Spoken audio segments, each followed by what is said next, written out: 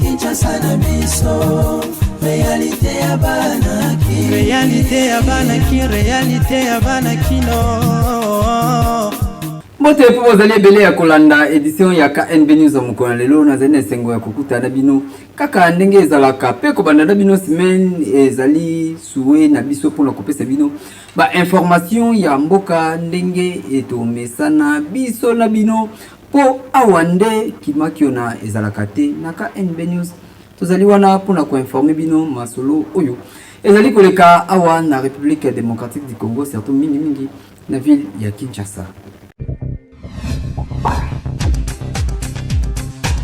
Justice etombola kamboka kasi ya République démocratique du Congo.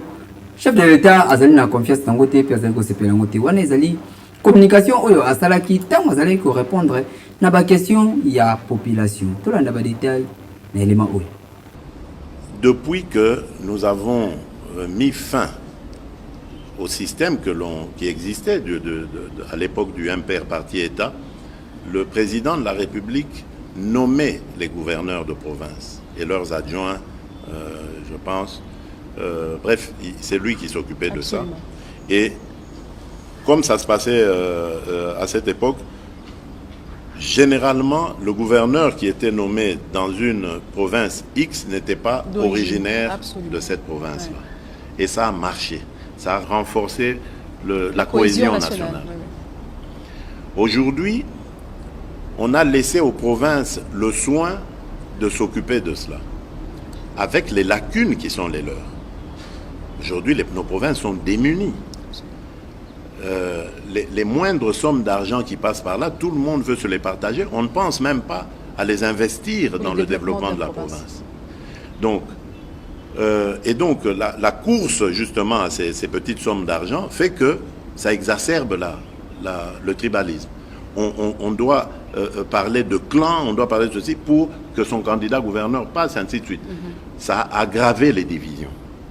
À l'époque, on réfléchissait, quand on parlait, je prends un exemple, du Kasaï par exemple, Kasaï oriental, on ne voyait pas, quand on parlait d'un ministre du Kasaï oriental au gouvernement, mais les gens s'en contentaient, ils disaient, ah oui, voilà, on a un ministre au moins du Kasaï oriental. Mais aujourd'hui, ce n'est pas le cas.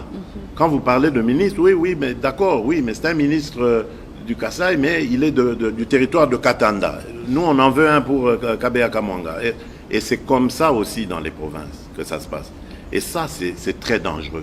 Moi, je suis vraiment pour ça, et je pense, si les Congolais me renouvellent leur confiance, je vais demander à ce que le Parlement revoie cela, qu'on mette fin, peut-être pas au système des assemblées provinciales, parce qu'il faut quand même une représentation locale, une représentation provinciale, mais que l'on désigne les gouverneurs, comme en France on désigne les préfets. Et hier d'ailleurs, je posais la question à mon homologue angolais, lui aussi, dans leur pays, ils nomment les gouverneurs de province. Voilà, je pense que les gouverneurs de province sont des grands commis de l'État. Ça ne doit pas être des élus. Les provinces sont multiples, c'est très difficile. On peut comprendre qu'il y ait une assemblée provinciale. On peut demander à nos juristes de se pencher sur la question et voir comment on peut faire cohabiter ces élus qui vont surveiller la gestion de ce grand commis de l'État, qui doit rendre des comptes, parce que notre Constitution le dit, il est le représentant du président de la République dans la province, il doit rendre des comptes à la hiérarchie, mais il doit être désigné par celle-ci.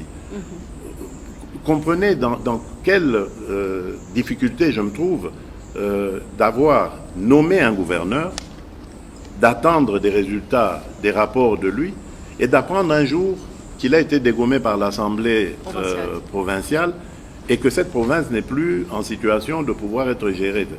C'est un système qui tue la démocratie, qui tue aussi la gestion de nos provinces, et je crois que nous devons, en hommes avisés, nous pencher sur cette question et essayer de la résoudre de manière à ce que l'intérêt du pays soit mis en avant.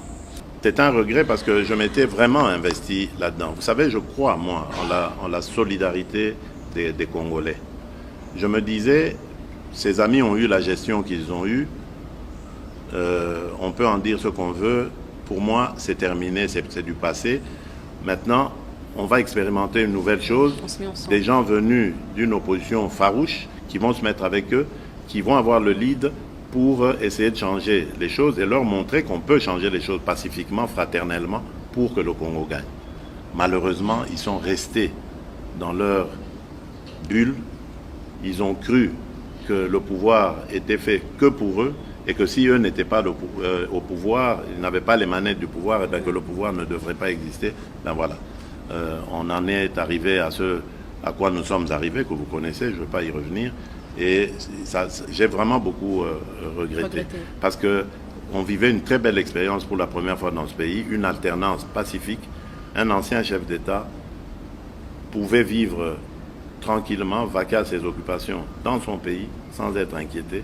Et un nouveau chef d'État pouvait aussi vaquer aux occupations ou aux préoccupations de ses concitoyens pour le bien du pays. Malheureusement, ça n'a pas marché. Bon, on ne va pas faire éternellement le deuil, mais ça, c'est mon plus grand regret.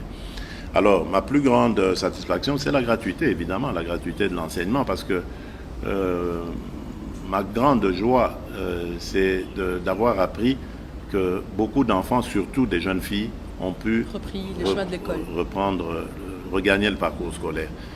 Vous savez, madame, ça, les Congolais doivent le savoir, il n'y a que le Congolais qui va développer ce pays. C'est de ça que je suis parti, moi, pour proposer justement ma candidature au Congolais en 2018. Il n'y a que le Congolais qui va construire ce pays.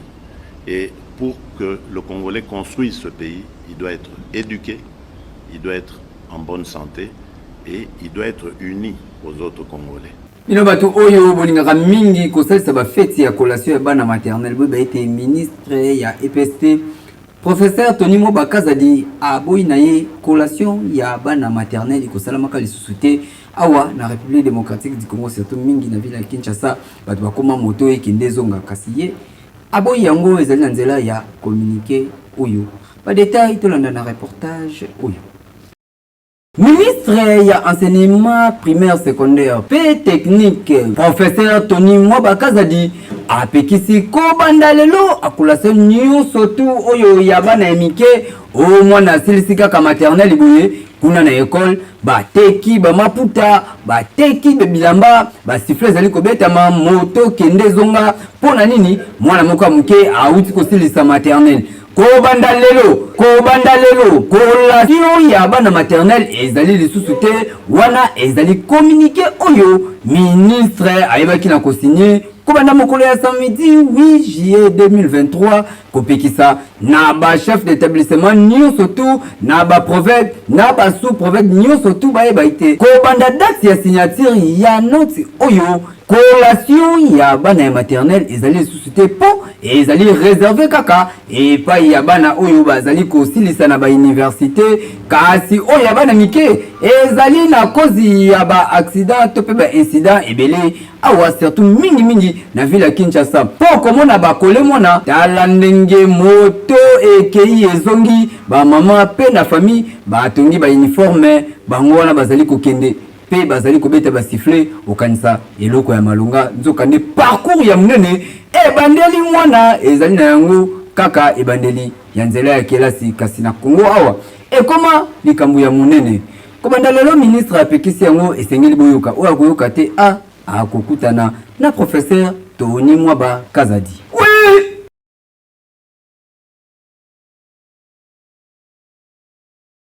Ba inspecteur ya EPST bazali ko réclamer majoration ya mbongo na bango ya prime et salmi des autres lelo liboso ya ministère ya EPST.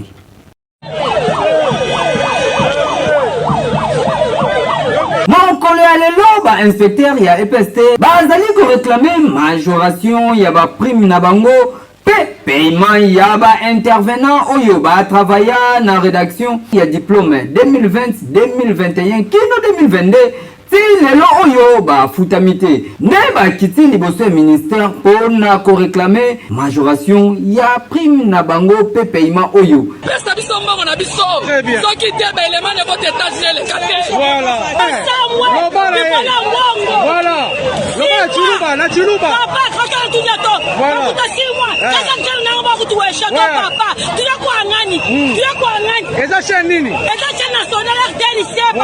Na baministère oyo witi koleka affaires étrangères économie mpe misusu bauti koreklame bambongo kasi lelo oyo ezali bongo bainspecteur mpe bato oyo batravailla na baédition oyo ya badiplôme kasi réaction ya bainspecteur oyo esalemi mingi avant publication ya examen d'état oyo bana bauti kosala kakawa na 2023 kala mingi te publication esengeli osalema kasi baréclamation ebandi tozali kotalela mpe tozali kojumele mpo Kinshasa eleki partout. Oui, banomination esalemi bongo na baentreprise publique ebele kasi oyo esengeli koyeba ete Barbara Kanam nde akomi DG ya fonds promotionnel culturel. Nomination oyo esalemaki mokolo ya samedi 8 juillet 2023 chef de l'état ya République démocratique du Congo Félix Antoine Tshisekedi Tshilombo auti konome ba PCA pe ba DG na ba DGA ya ba entreprise ebele awa na République démocratique du Congo kasi motuya oyo esengeli koyeba ete Barbara Kanam artiste musicien chanteuse oyo akomi na ye directeur général ya fonds promotionnel culturel awa na République démocratique du Congo pe Didier Masela oyo azali moko ya bafondateur ya Wenge Muzika BCBG 4x4 nde akomi directeur adjoint ya fonds promotionnel culturel kasi président ya conseil d'administration ezali bongo Emani Dioko oyo azali président ya Ligue des jeunes ya parti présidentiel UDPS en cycle ko banda lelo ezali na batu oyo bayebi makambo nde bazali na esika wana oyo obetaka concert awa na République démocratique du Congo osali ba recette na yo mbongo place kendaka eyebani te kasi yeba ko banda lelo kofuta mbongo ekomi na yango obligatoire po batu pe bayebi makambo pe bayebi musala oyo bosalaka awa na République démocratique du Congo bakomi na bango wana na esika ya malunga. Félicitations na ba artiste oyo Barbara Kanam pe Didier Masela. École ya formation ba militaire ya République démocratique du Congo ba kei stage na Cameroun pona kokolisa lisusu mayele na musala. Ba stagiaire ya 6e promotion ya école supérieure d'administration militaire et sam en cycle ba komaki na Yaoundé mokolo ya samedi 8 juillet 2023 bakei bongo kosala formation ebele mpona ntina makambo oyo etali bitumba to mpe kosekirize mboka nde biti na bango oyo ememi bango kuna na Cameroun ezalaki bongo sous conduite ya général de brigade Lumba Monga Gislain oyo amemi 27 stagiaires mpona kozwa baformation ya malonga mpe kosala baéchange ya baexpérience kuna na bamilitaire oyo ya Cameroun. Kasi mokonzi ya bamilitaire ya Cameroun azangaki maloba te alobaki pe boye. Dans le cadre de la formation, à part les cours théoriques que nous avons chaque année, les stagiaires doivent palper du doigt. Tel que nous sommes là, nous allons visiter différentes institutions de sécurité et de défense et notamment certaines institutions à caractère économique. Ça leur permettra de voir comment l'armée de cette république sœur fonctionne, comment la police, comment certains services fonctionnent, leur administration, puisque nous sommes plus dans une école de formation dans le cadre de l'administration. Lorsque j'ai pris le commandement de l'école, j'avais déjà trouvé un programme tracé pour qu'on puisse venir visiter le Cameroun. Je ne me suis pas opposé parce que le Cameroun, c'est un pays frère et une expérience africaine que nous pouvons capitaliser. Parce que déjà en 2018, on était venu voir le mode de fonctionnement des grandes écoles, notamment l'école internationale des forces de sécurité et l'école supérieure internationale de guerre. Oyo et Sengel Koeba était délégation Oyo, basali composé 12 colonels, pe lieutenant colonel Oyo, ba outi na pays étranger, pe 15 ya force armée ya République démocratique du Congo, na ya la police nationale congolaise oyo basala ki voyage ya étude ya préliminaire ya formation na bango pona année oyo.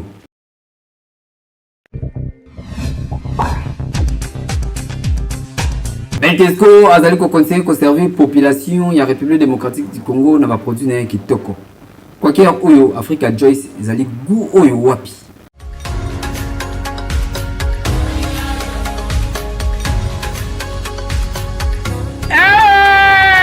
Nalia Cornebef uti Bentesco te nalia Cornebef nini lisusu Texas yango yo Bentesco yeli lisusu bana Kinshasa ngombe na ngombe latadi ya ngombe Cornebef oyo okoki kolia yango onalipa na spaghetti na formule nyonso oyo bana Kinshasa bayebi Cornebef ya solo latadi ya ngombe Texas esalami ya munene pe ya mukie nyonso na ndenge ya kantite oyo kolinga kolia na yo na libota na yo. Bentesco a fait cette opportunité, malamu ya kosala choix ya kolia ngombe bacha na linzanza babengi lata ya ngombe ezali ngombe na ngombe ye Texas Cornebif o babengi halal ezali ngombe kitoko bacha na boîte nyonso ezali ba Cornebif Texas ngana benga nango lata ya ngombe na ngombe euta Brésil. Bokanisi esili tenta Bentesco ayeli bino latadi ya ngombe mususu na kombo ya Oxford elengi nango deja bacha matungulu na kati okote pasa lisusu eloko te musuni balambela deja bien na mundele otie kaka na sani mbala moko na loso to na spaghetti to na fufu nyonso ndenge okolinga kolia yango to na lipa ekoleka kitoko. Cornebif Oxford ezali Cornebif oyo eyebani kongo mobimba mpona nini po à la seule différence ezali mundele se atira oyo deja matungulu na kati yaza na matungulu na ye deja na kati yo kosala so dépense mosusu te euta mboka Brésil balamba ngo kitoko okoki kochauffe yango te otie na sani aza misuni azali kobimisa yo saveur ya ngombe azali kobimisa yo odeur ya ngombe ata osukoli maboko te otamboli na balabala moto ayebi deja koliaki ngombe mpona nini pote yango ezali qualité supérieure.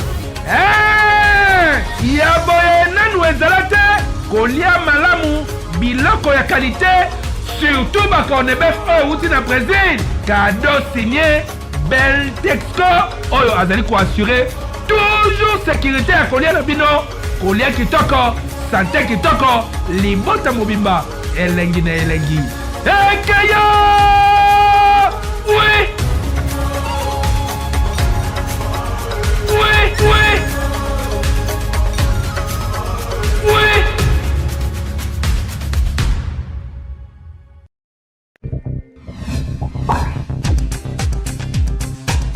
Bouclage et Salema Kibongo na ville ya Kinshasa na commune ya Kitambo pe na Bandalungwa entre FRDC na la police basangana ki pona koluka bakuluna to pe ba criminel oyo mingi babata makana ba commune wana.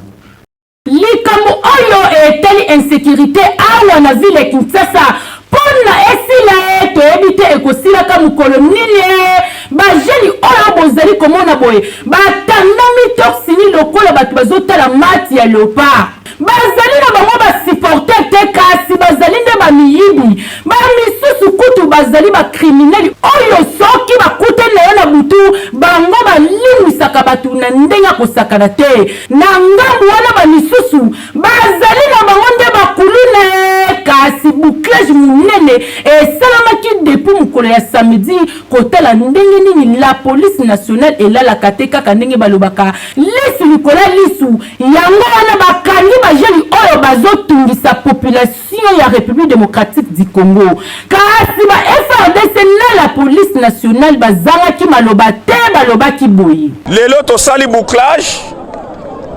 bouclage pona kokanga batu mabe na kati ya population batu mabe bazali ba oyo bakomi kopesa pasi na ba famille ba enlèvement ezosalema miibi ezosalema bakuluna bazokata batu ba machette.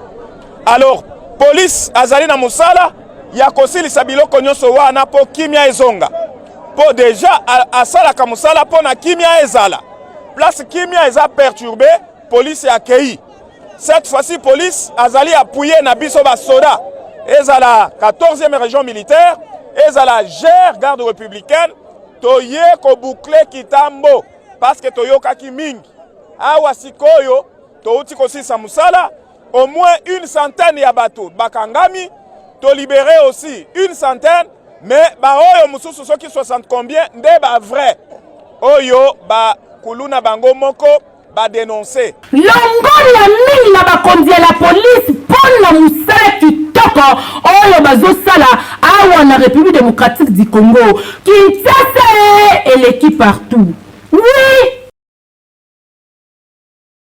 Article 15, débrouillez-vous. Botala artiste ou peintre azali mona mwasi kasi apona na ye. Musala ya kodesinaka po ye aboya makambo ya kochaka manzaka ngai na che manzaka nanga boye na kosala ndenge nini. Ye apona na ye kodesinaka batu. Azalaki bongo na micro ya Jetu Kibala na caméra ya Christian. Na tangu ya kala ezalaka mwasi abongi kaka na cuisine, mwasi abongi na ende na makusa mwasi abongi na musala te. Kasi bino moko botala mwana mwasi oyo aboya na ye musala ya kozelaka mobali apesa ye mbongo, aboya musala ya kindumba, kasi apone na ye kozala peintre oyo bana basi misusu bayokelaka ngo soni. Kasi botala ndenge ye moko azo dessiner.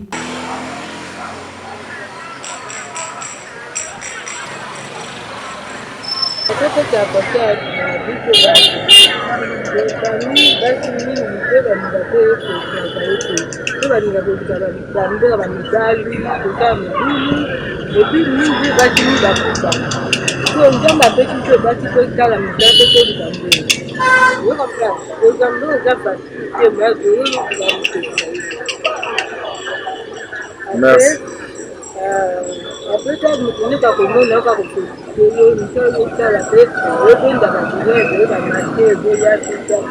Kaka ndenge bakino balobaka article 15, débrouillez-vous. Kasi bino bana basi oyo boboya koluka, bolingaka kaka kosala kindumba, bolingaka kaka kotia kabelo, bolingaka kokomande oyelanga shawama, oyelanga poulet mayo. Botala muninga oyo aboyi na ye kozela na baposha mibali kozela. Kasi botala mwana mwasi oyo aboyi na ye kozela mbongo na baposhi ya mibali aboyi na ye kokomande epa ya mobali po ayela ye shawama.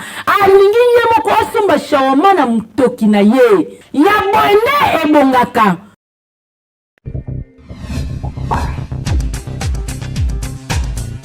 Ba couple ya ba mama ya kala bazala koumela kasi ya lelo oyo ba umelaka lisusu te. Ezalaka nini? Basi nde bazalaka ba impoli to peka ka mobali soki esi aboti mwasi akimiye. Totunaki na population na micro ya Jetu Kibala na caméra ya Agapeka Jama balobaki boye. Yango ezalaka nini awa na Kinshasa mwana mobali soki abotisi kaka mwana mwasi tangu mwana kaka bandi kopusa na boye. Apakati na embangu asundoli mwasi na mwana ekomi wana papa ya mwana na ngai oyo wana mama ya mwana na ngai. Ezalaka nini mibali bakimaka charge to comportement ya mwasi nde ezalaka mabe. Eloko ekabolaka biso ba jeune soki tobotina mwasi ezalaka manque ya respect na considération. Oya boye luka tellement eza pa na bango atiki libanda azali na ndako ta nouvela ça vandi na libanda atiki yo. Bon le baka ateka ra mobali. Ba jeune fille lelo komi soki botina ye akomo na lwa komi na assurance moko boye na. Lwa ke yo wana nzela musoko okete. Nde balobaka ngana bimisuma kilala nga pona yo amona lwa nyonso lwa primoko ya sombio eza na mwana peut-être ba makambo andosa na etango bozaki na kimakango ba respect ndo pesa yo ya lisute ba biloko pa banda ko sala c'est carrément mutu il faut changer il faut kenda goûter pas hier à kenda hier place on se sentir à l'aise pour la baya vraiment so vous avez d'amer chaque mukala mais chaque bupia atika la bupia mais libanda pe bi ça ezanga na ngote trop de pondu ya mabe il faut me rappeler mwanga ngai mibali pe baza na comportement mabe ezaka biso basi te mibali baza penda comportement mabe makasi par rapport na biso basi bakimaka charge bakoki kosupporte charge ya bana te bazosungolaka basi pamba bana bafazere yango wana biso basi tozosufi na vie mibali baza bamosusu basalaka na bango leste asundoli yo na zemi ya mosusu zemi ya 1 mois 2 mois asundoli yo atikeli yo charge akimi na ye bavandaki na mwasi na fiançaille abotisi mwasi comparaison aza kose comporter mabe ou soit mbali mosusu ntango ayaprecie aye liboso mwasi aprecie ye eko obotisi omoni susu aza su mwasi niveau na yo te asundoli achange mwasi mosusu mobali mosusu oyo omoni ati veste ayelo je vais te marier je vais te pousser ekoma ntango bolingani na ye aboti omona asundoli oyo mpe mobali ta mosusu akozala aventurier ayaki justement na vino pasakana na yo atika yo akenda koluka mosusu oyo yango ezalaka surtout mingi de 80% sombali trop to amine sita kongo ezalaka nango bongo aya apprécier mwasi balingi juste bata mosusu azwa te kata mona litoko tanga botisa mona soza kitoko te esenga pa fundola ye aluka mosusu ozo comprendre na kokonvenaka mibali te basi baza mabe mibali baza mabe sotaka soki façon comportement ya moto akoleli nango na kalongo nango na kati ya ndako bino ngo libanda soko moni ke non oza na possibilité te na position te luka yo mona ngo se positionner avant que engager responsabilité moko boyo moni kokosala ngo te ndeko mwasi ndeko mobali kobota na mwasi to pe mobali ezali assurance te oyo yo kobetela tolo esi tobota akokende wapi asuka awa kobota na mutu ezali ata assurance moko te yeba soki oboti na mutu soki mwasi ozali na comportement ya bien te mobali ozali na comportement ya malonga te ezali nango pasi te po boka bwana yo nde yeba ko se comporter po lobi otanga ba mibali te lokola batangaka na misapi yekola kozwa comportement ya malamu po lobi ata oboti na mobali to pe mwasi bozala kaka esika moko bosala foyer ya malamu kasi soko zo se comporter mabe akende te pona nini Kinshasa eleki partout oui.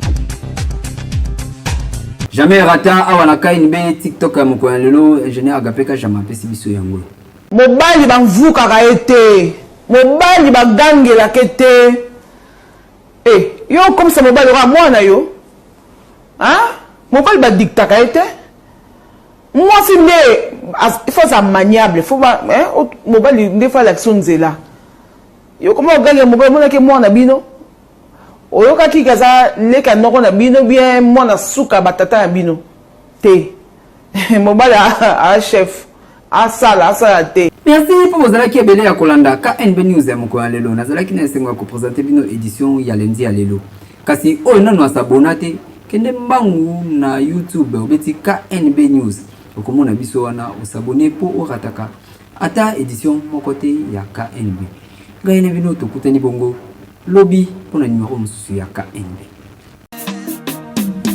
magazine